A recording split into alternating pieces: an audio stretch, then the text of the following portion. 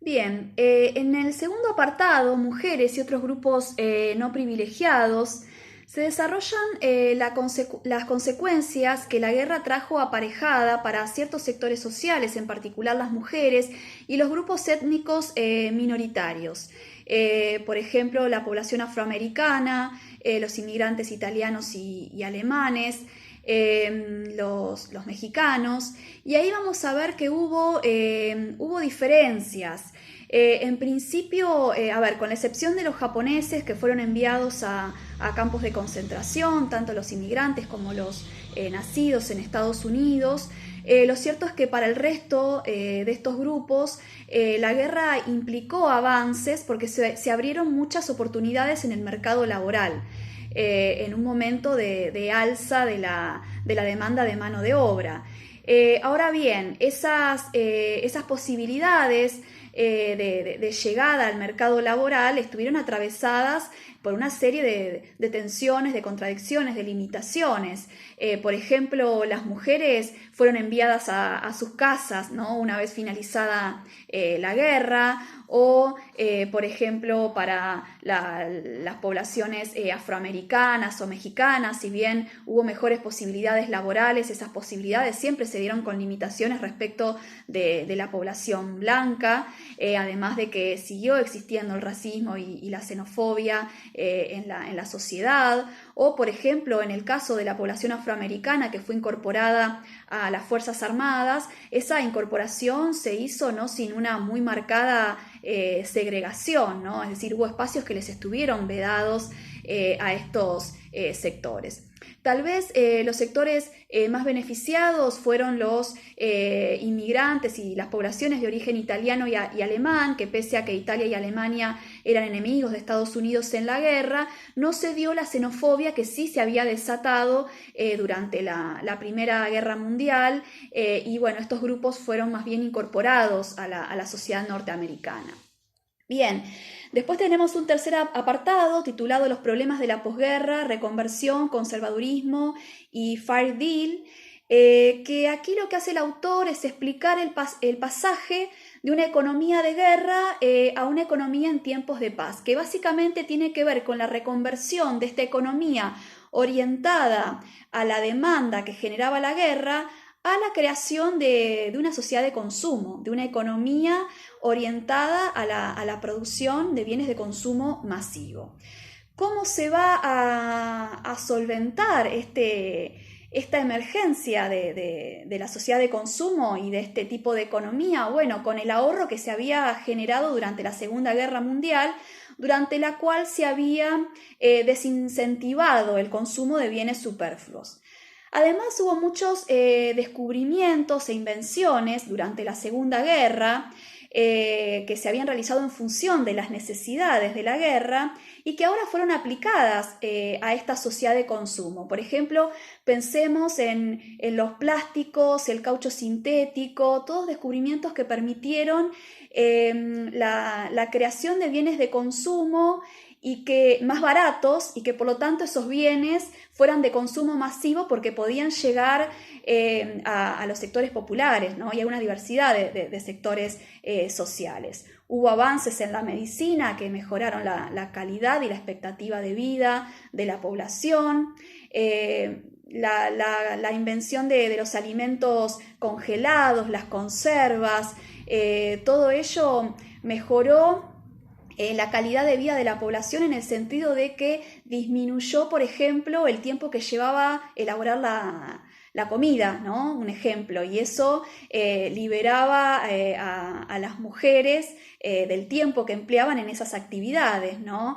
Un tema que vamos a ver desarrollado la clase que viene, ¿no? Cómo esta sociedad de consumo y el estado de bienestar trajeron ciertas transformaciones que en gran medida beneficiaron a las mujeres.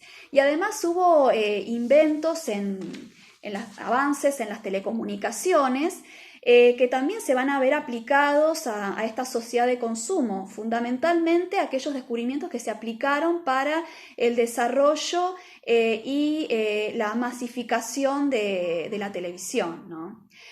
Bueno, además de estas transformaciones que van a cambiar en gran medida la vida de la gente, el autor también desarrolla las contradicciones que atravesaron al gobierno de Truman y las tensiones. Si bien hubo de parte suya un impulso a las políticas que se vinculaban con el desarrollo de un estado de bienestar, y de hecho envió un proyecto al Congreso, este fue muy resistido, no solo por los republicanos, sino también por los miembros de su propio partido, los conservadores del Partido Demócrata. Y además muy resistido también por los gobernadores, ¿no? Los gobernadores de los estados que a estos intentos del Estado federal por intervenir en la economía y por incrementar el gasto público lo veían como signos de un Estado que se iba haciendo más totalitario y que iba avasallando la autonomía de estos estados federales. Entonces, bueno, ese es un argumento que siempre va a estar presente en las críticas que se le van a hacer al desarrollo de un estado de bienestar en Estados Unidos.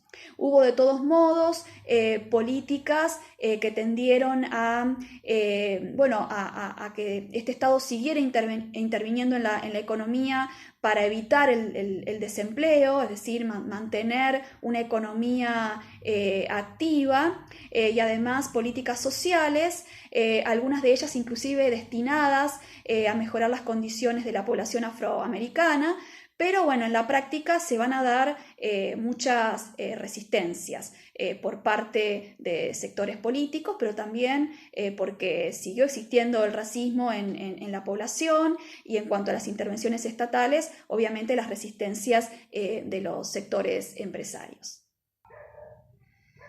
Bueno, en el apartado 4, la Guerra Fría, la Guerra de Corea y el macartismo, bueno, el autor señala como una de las principales transformaciones de esta época, de la segunda posguerra, que es el ascenso de Estados Unidos como primera potencia mundial, ¿no? Y el abandono del relativo aislamiento que había mantenido en el periodo de posguerra, y su intervención cada vez más amplia a nivel mundial, en un primer momento con estos programas de ayuda económica que implementó, entre los cuales el más conocido es el Plan Marshall, que contribuyó a la recuperación económica de Europa, que había quedado devastada luego de la Segunda Guerra Mundial, y que a Estados Unidos le convenía reactivarla porque necesitaba que los mercados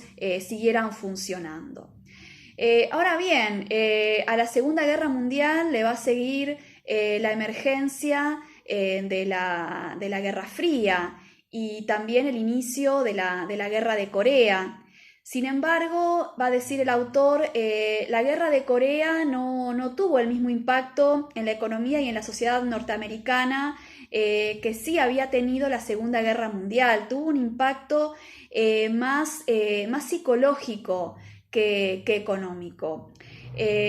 Durante esta época se va a desarrollar un anticomunismo muy marcado, lo que se conoció como el macartismo, que toma su nombre del senador de Wisconsin, Joseph McCarthy, y se desató toda una paranoia que implicó una persecución de los opositores políticos acusados de comunistas y de muchos intelectuales, además de que implicó un giro conservador en la sociedad que va a llevar al triunfo del republicano Eisenhower, que va a gobernar entre 1953 y 1961.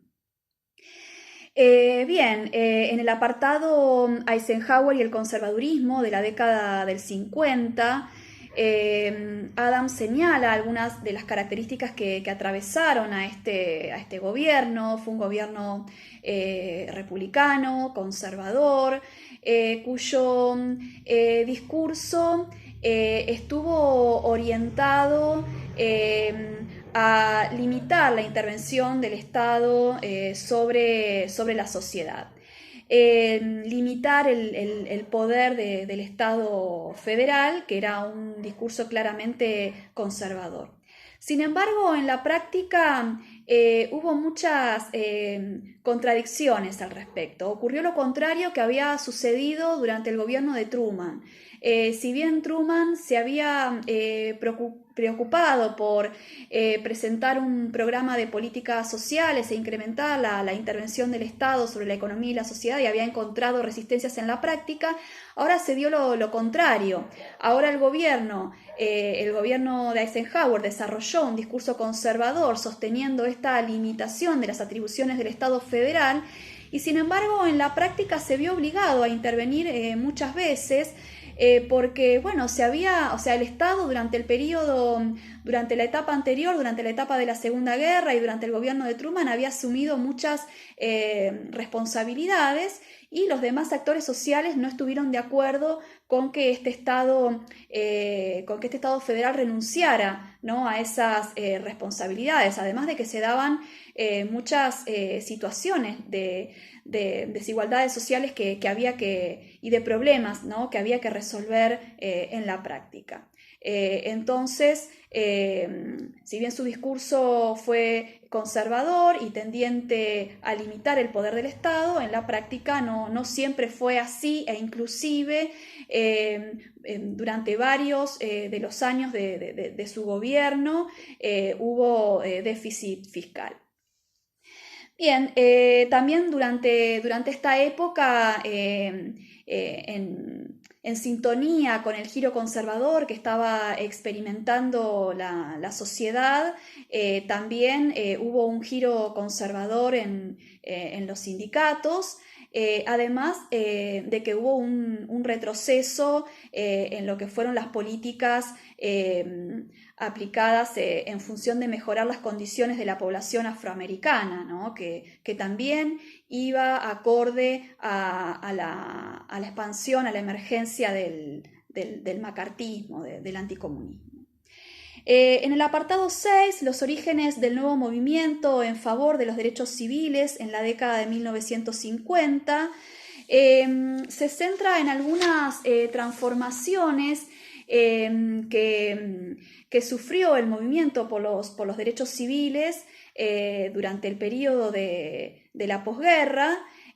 Señala las diferencias entre el gobierno de Truman, que fue mucho más favorable a impulsar políticas en ese sentido y que sin embargo encontraron limitaciones en la práctica, y el gobierno de Eisenhower, que marcó un retroceso en esas políticas, pero sin embargo el movimiento por los derechos civiles sufrió transformaciones en su propio seno, se hizo más fuerte, se hizo más amplio, cambió sus modalidades de intervención, se hizo muy visible la figura de Martin Luther King y además muchas de las reivindicaciones de este movimiento calaron hondo en la población norteamericana y fueron tomadas por John Kennedy en su campaña electoral que lo llevó a la presidencia en 1961.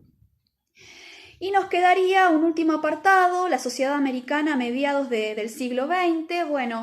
En este apartado final, Adams da cuenta de esas transformaciones estructurales que sufrió la sociedad norteamericana y que señalan la emergencia de una sociedad de consumo. En este sentido señala un crecimiento poblacional muy marcado, producto del baby boomer que se dio después de la guerra, donde hubo un incentivo a que las mujeres volvieran a los hogares y un incentivo de los nacimientos, pero además mejoró la expectativa de vida de las personas y disminuyó la mortalidad infantil merced a los avances en la medicina que se habían producido durante la guerra. También hubo desplazamientos poblacionales.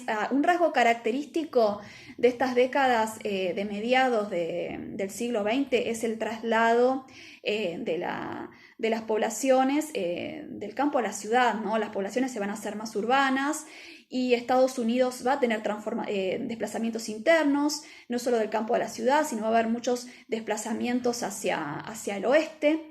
Y todo ello va a cambiar la fisonomía, ¿no? de Estados Unidos y del espacio urbano estadounidense. Bueno, tal vez uno de los cambios más significativos es el desarrollo de una economía orientada a la producción de bienes masivos, ¿no? Bienes masivos de bajo costo, bienes que en gran medida eran desechables y a diferencia del pasado, donde en muchos casos se producían artículos de lujo con un alto coste que estaban destinados a grupos exclusivos.